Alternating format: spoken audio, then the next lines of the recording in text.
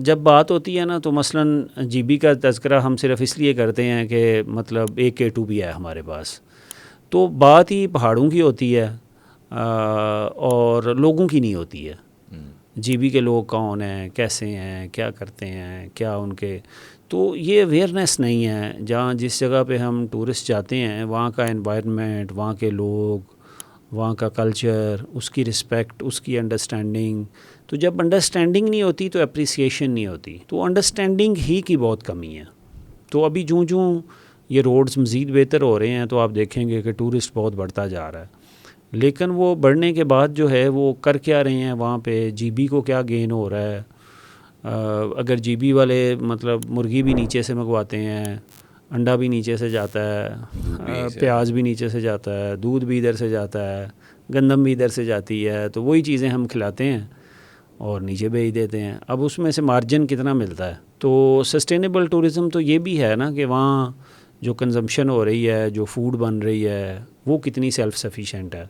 تو اس پہ بھی کبھی کام نہیں کیا گیا. تو اوور دا ٹائم بہت زیادہ جو ہے وہ میرا خیال ہے کہ ٹورزم کی یونیکنیس کم ہوتی جا رہی ہے. یہ جتنے بھی آپ نے جو بھی بات کی اکانومی کا ڈرین ہونا، چلے وہ ایک پروونس سے یا ایک علاقے سے دوسرے علاقے میں آ رہی ہے، بٹ پھر بھی وہاں کے لوگوں کو یہ سمجھنے کہ ان کو فائدہ نہیں ہو رہا ہے. 2020 کے اگر میں کوئی اسٹیٹس اگر آپ کو بتاؤں تو دودھ اور صرف انڈوں کی اگر میں بات کروں اور چکن کی، یہ دو چیزیں، اب انڈے بھی نکالیں، صرف ہمارے پاس دودھ اور چکن 4 سے 7 ارب کے بیچ کی چلی جاتی ہیں. 4 ارب کا دودھ جاتا ہے اور 7 ارب کی چکن چلی جاتی ہے. آپ دیکھ لینا اینولی اگر میں اب بیٹھ کی اتنی بڑی اکانومی واپس یہاں دے رہے ہیں تو پھر ہمیں کیا وہاں پہ بیٹھ کے کما رہے ہیں. وہ بہت زیادہ لوگوں کو، اور جو ہوٹلیئر میں وہاں پہ فوڈ اور اکوموڈیشن کا تو باقی سارے یہاں سی چیزیں آ رہی ہیں، تو کوئی سسٹینیبل تو ہے نہیں. اور سیکنڈلی جو انفراسٹرکچر جس طرح بلڈ ہو رہا ہے، لوگ تو ویو دیکھنے آتے ہیں نا. ظاہر ہم وہاں کیا سیل کریں، ویو ہی سیل کرتے ہیں.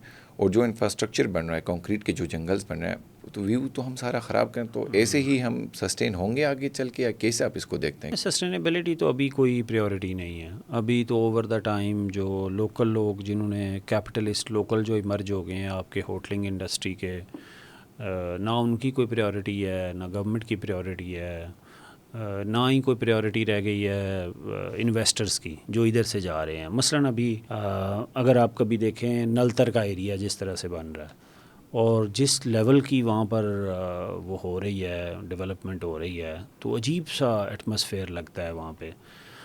اسی طرح جو ہے جب یہ عتاباد لیک والا اگر آپ دیکھیں تو اس کے اوپر جس سائز کے، جس والیوم کے، جس ٹائپ کی کنسٹرکشن ہو رہی ہے، مطلب وہ دیکھ کے ایسے لگتا ہے جیسے کوئی آپ نے جو ہے وہ پہاڑ کے ساتھ زد میں ایک ہوٹل بنانا تھا اتنا ہی اونچا.